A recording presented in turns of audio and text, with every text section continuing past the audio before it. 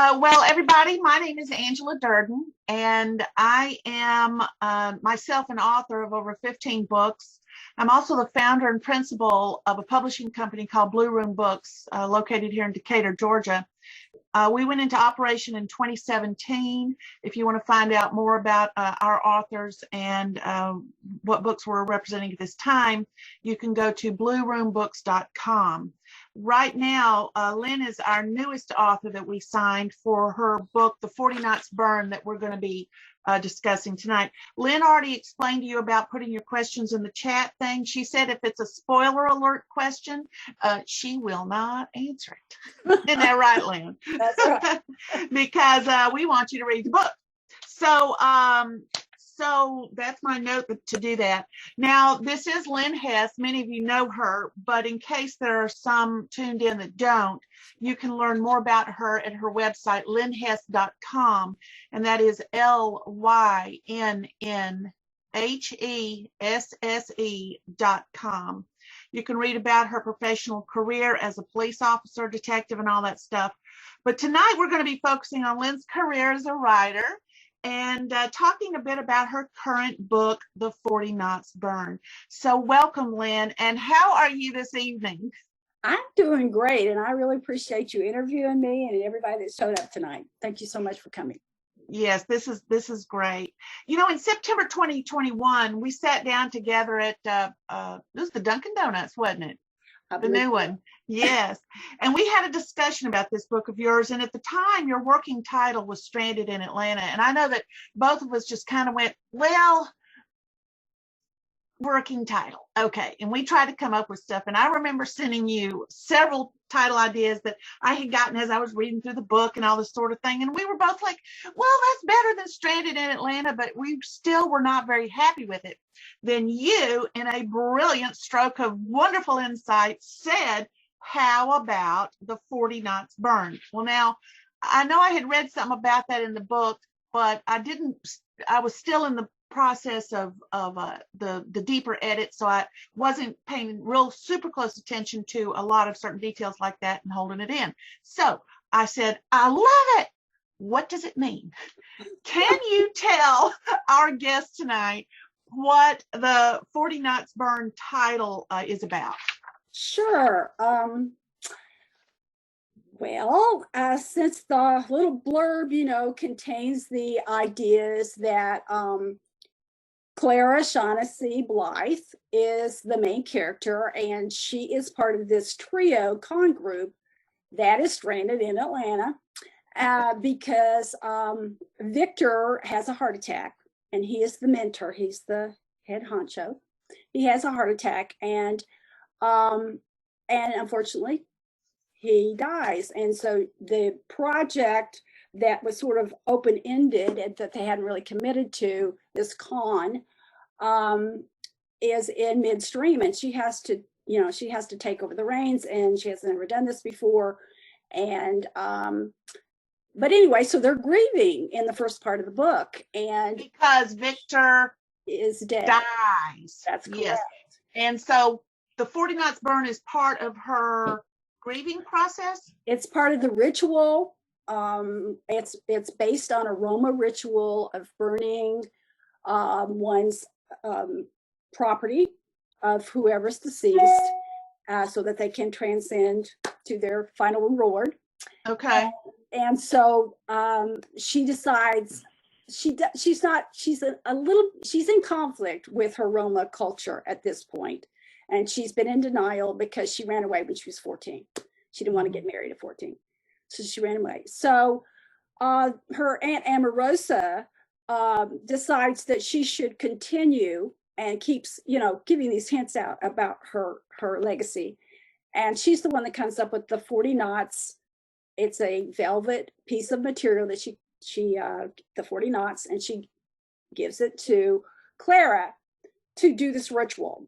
And so that's where the title came from, The 40 Knots Burn. Got it. Now, Roma, why build a story around the Roma? I mean, there had to have been something that jump started your imagination to even choose Roma, much less this particular con and this particular girl. What? Tell us that process. Okay, well, the whole thing started, as a lot of things do, with a real life situation. I was at the wellness center at DeKalb Hospital, which is now Emory DeKalb. And there was this incident where the maintenance man had to come in and unclog the drain, and you would have thought that the whole world was ending. And this matron got all upset, and just was, all the people in there got all upset. And even after we all went to the pool, they were all upset. And so that's how it kind of started, the whole, you know, idea of the first couple of scenes. And then I have a real, you know, I'm a dancer. I've always danced, and I love flamenco. I can't do it. I'm awful at it. I love it. And so I had kind of been taking, you know, lessons here and there.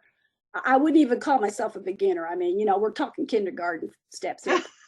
But because it's a very complicated, it's more complicated to me than any other dance I've ever tried. So that plus, you know, I have this dandelion persona with the Dancing Flowers for Peace. And Leslie Friedman is here, I believe, who, you know, who knows about my dandelion personality, my persona. And I represent the disenfranchised flowers. And so I also feel like I sort of represent disenfranchised people, outsiders, if you will, in society. So that was another thing that came into the book. But how did Roma, I mean, it's some, you know, Roma's not the only disenfranchised type of people that there are. So how is it you settled on Roma per se? Well, I think it started with the dance, and I started doing some research. I also have I have my daughter-in-law is Spanish. Oh. And she was very interested in that dance also. And we had various discussions, and, you know, just the whole idea of throughout many centuries, the Roma people have been put in ghettos. They have really been treated horribly. And I wanted to understand, which goes into the anti-hero idea. I wanted to understand what that would feel like if you were an isolated society. What would that feel like, and come up for you? You know, what would be a norm in your society versus the general society? So I wanted to understand that whole perspective of being an outsider versus being, you know, not. Okay. So speaking of Clara or Clara, how do you say it? Clara or Clara? I say Clara. Clara. Okay. You know, from Scarlett O'Hara down to Elizabeth Salander, there's a lot of female anti-heroes, and there's some really great stories featuring these types of characters, and they vary all over the place. But Clara, your protagonist, you know, she's also this female anti-hero. Now, why did you choose the approach of having a female anti-hero who had all these background issues that didn't fit in with polite society? Okay. You know, again, I think it comes from, some of it comes from our police work, because there is us and them kind of thing that you can fall into in police work if you're not careful. And you deal with people who feel like they're not being treated fairly if they're not in the majority. And so that's part of it. Part of it is that I just like characters. When I read books, I like characters who are interesting and likable, but not necessarily are they immediately you know, sympathetic, or you know, you don't necessarily say, oh gee, I wish I was that person immediately. because I like to show the layers in the character and let you build to that point where you understand what's making that character tick. And then even like Scarlett, the two things, Scarlett O'Hara at the end, we really understood where she was coming from, even though we may not have really approved of all the ways that she did stuff. Correct. Same way with the Stieg Larsson's character, Lisbeth Salander. She was a victim who fought back, but we don't know that. And so here we're looking at Clara, and hearing her tell this story, because it is a first person story, she's telling it. She's telling what's happening to her. She's giving her inner thoughts and this sort of thing. And you know, I can tell you when I first started this, I don't like her. I don't want to be her. Why is she in the book? But I knew you well enough to know that you were going to redeem her. And how that happens, I will not tell, because everybody's got to read the book. But I thought it was a really good approach, and I thought you handled it very well. Thank you. I think also my interest in genealogy played a part in it, because I know my people. I have a lot of Scottish people in my background, and I have some Hungarian. So you see that in the book. You know, I let her have both of those. You know, for her ancestry is also that. And so, you know, just the more research I did, the more I realized, oh, gee, you know, I can really bring a depth to this character about all the things, because we carry everything with us. You know, I'm a believer that we have it in our DNA.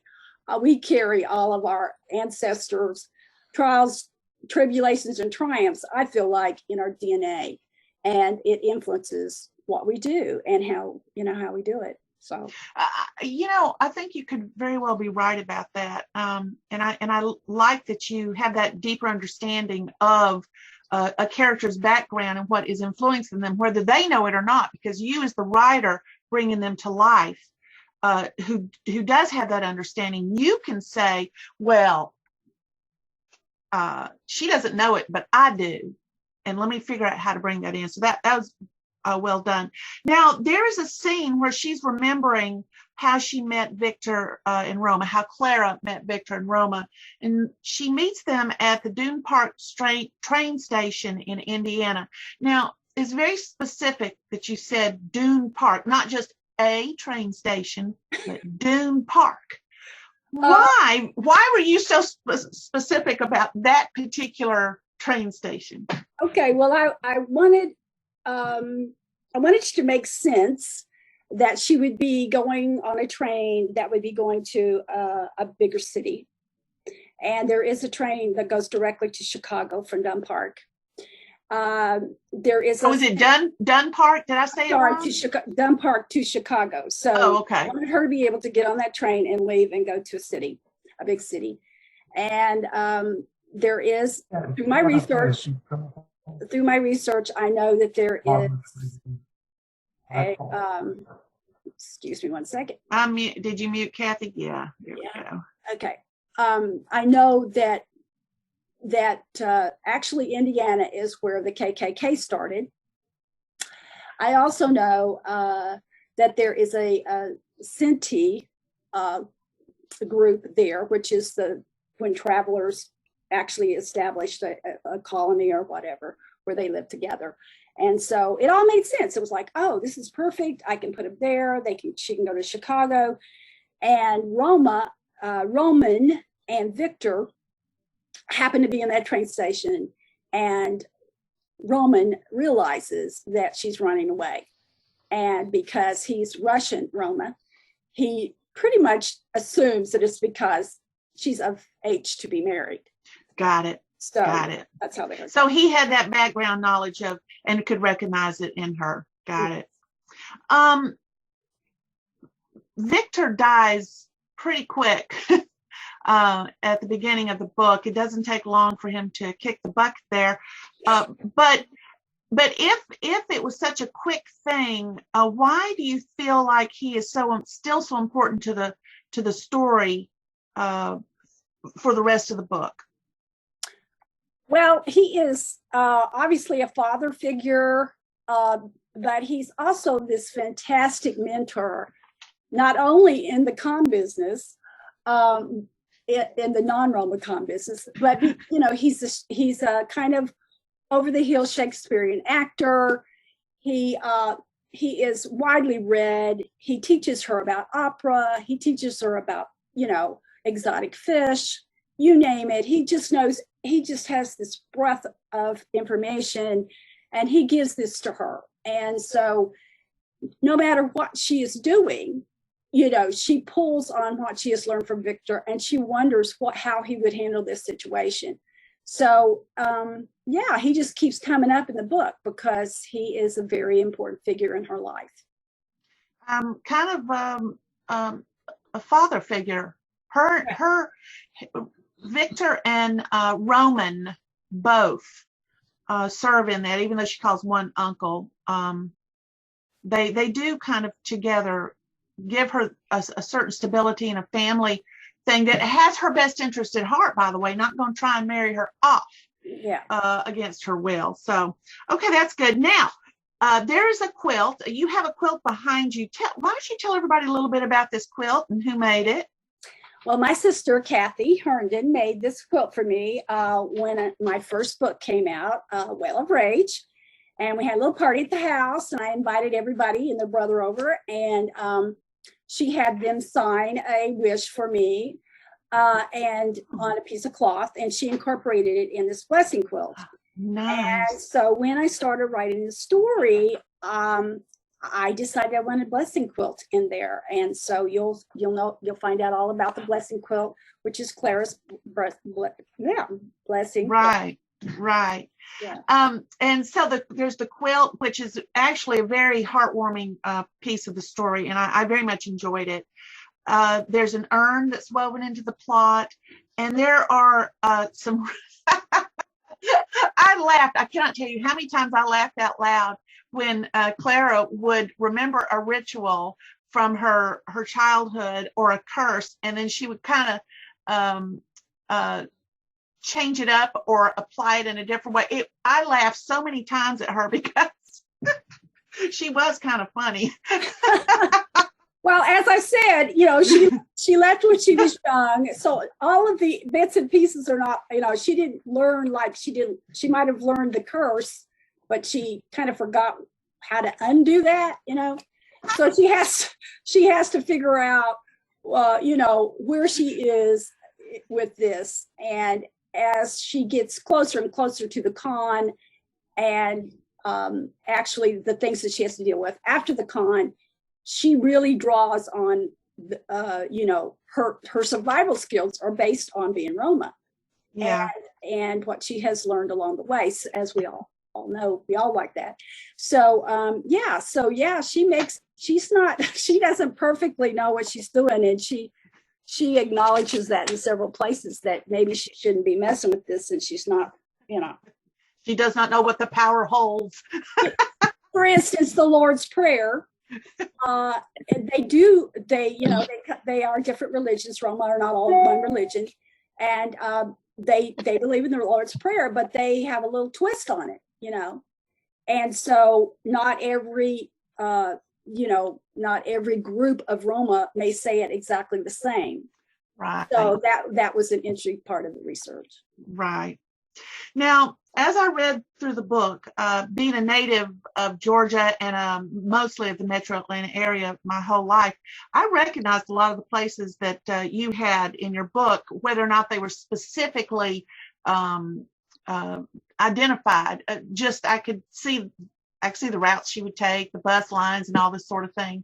So my question is how much fun was it? Angelique Griffin is showing up. Let's mute. Yes, that's my niece. Oops, we lost your audio, Angela. Yeah. Can you hear me now? Yes. Great. So you had her in these different scenes around. How much fun was it identifying these scenes and where she was going to go? You had to have some fun doing this. Yeah, I did. Some of it is, I worked South Side for most of my career. And so all the scenes that are in Candler and Glenwood and Line Street and all of those scenes at I-20, Moreland, I-20 and Candler, all of those scenes, been there, done that. Panola. Worked Coles, yeah. And of course, I live off Panola near 20. And so I've worked a lot of calls in those areas. And I just have so many stories that will click in. I mean, I'll actually be driving down Glenwood for some reason and say, oh, that's where I did that, worked that accident. That's where, so-and-so happened. There's a palm reader, and it's still there at Candler near Glenwood. And there used to be a pawn shop on the corner. It's no longer there, but there used to be a pawn shop, and that alarm would go off every shift. It was a pain in the wazoo. And so that ended up being the pawn shop in my head. That's where the pawn shop is. Oh, that's neat. You had to have been taking as you wrote this book and incorporating all these locations, you had to have been taking like you said, a trip down memory lane, and I know that you do that in a lot of your books, because one thing your books are known for is that they really don't soften the scene details, and they're quite realistic, even though some readers may say, oh my God, that was just, too rough. But, as a police officer, you've seen the roughest of the rough. And I'm glad some people can live in a bubble and not think that these things really happen, but they really do. So when I read the different scenes in the book, I really could feel the authenticity. This was not a made up thing. This could really happen, and probably did. And you just pulled these things from your memory of details that were realistic. So there's some minor characters in the 40 Knots Burn. Thinking of those minor characters, which one would you like to pluck out of the 40 Knots Burn and build a whole nother book around, and why? I've got my idea for one, but I'm going to let you speak. Okay. There's so many. I don't know if Doug Dahlgren is here today, but Doug is. Okay. Hey, Doug. Hey there. He won the raffle at my second launch for Another Kind of Hero, for my launch, and he won the raffle. And so Doug is the guy who owns the pawn shop and does the fake IDs. And But so you'd already killed me off. Well, I'm just going to say, I'm not going to go in there, but I wanted to mention that. Also, Sadie is based on, this is, sort of Clara's nemesis about in the book at different points. She is based on a lady that lived across the street from the fire station on Darrell Drive at Glenwood. And this lady was so sweet, she would like bake things for the guys at the fire station, and I'd pop in there to use the bathroom or something. She'd be, and Dean was always talking about her. And she invited us over one time for a meal. Anyway, she was a very nice woman. And she, she had a man friend, and she, you would have never guessed that she actually owned something. I believe it was Las Vegas, that she owned a place, a gambling house. And she had, there was some inference that maybe it wasn't totally legal what she was doing at that point in time. But anyway, I thought she was such an interesting character. And so that's kind of how, Sadie formed in my mind, was that maybe what you see is not what what was really going on with this woman. And so Sadie fascinates me, and I can definitely see a short story, if not another book, with her. That would be fun to see. Speaking of Sadie, there's two romantic interest stories that are going on in the book. one with Clara and Hernando, which we're not going to talk about now because it's pretty clear in the book and you'll enjoy that journey. But what took me by surprise as I was reading through it in the editing process was that all of a sudden Roman and Sadie were an item. And I thought, wait a minute, Roman and Sadie? I did not see the connection at all. Can you tell us what that connection is? Well, he's a little bit younger than her, and but he's a really good cook, and so is Sadie.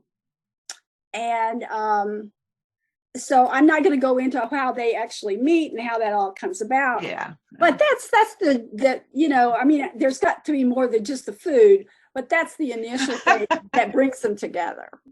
Is the food. So they are foodies. They are foodies, but they aren't they very well? And when I say foodies, I don't mean they're frou-frou foodies. They believe in good solid cooking done very well. I wanted to eat with them. That's what I wanted to do because I kept reading all this stuff and I'm going, oh my God, I have some.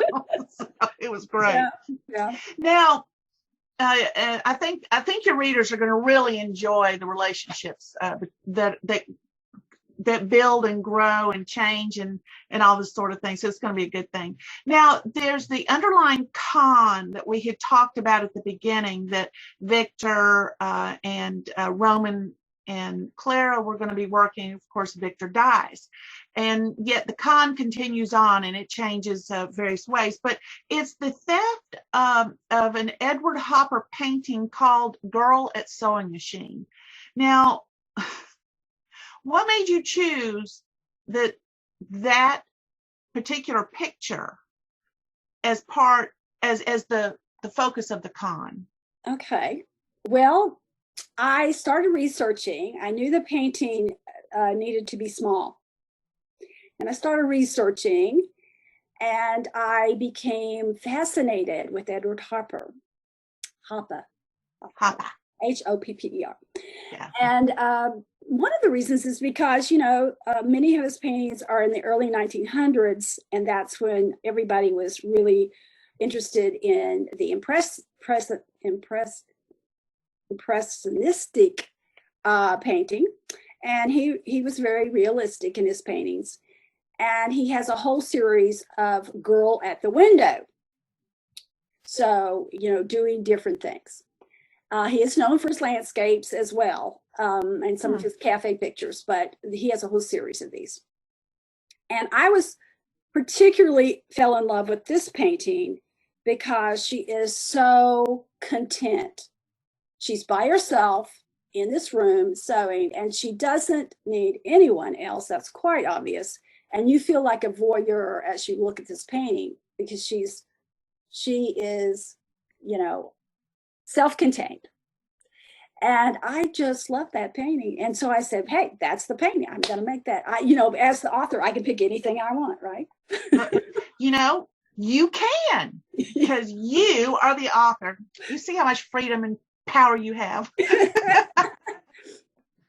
Well, let me ask you a question. What are you working on now? I know you've got some other projects coming up.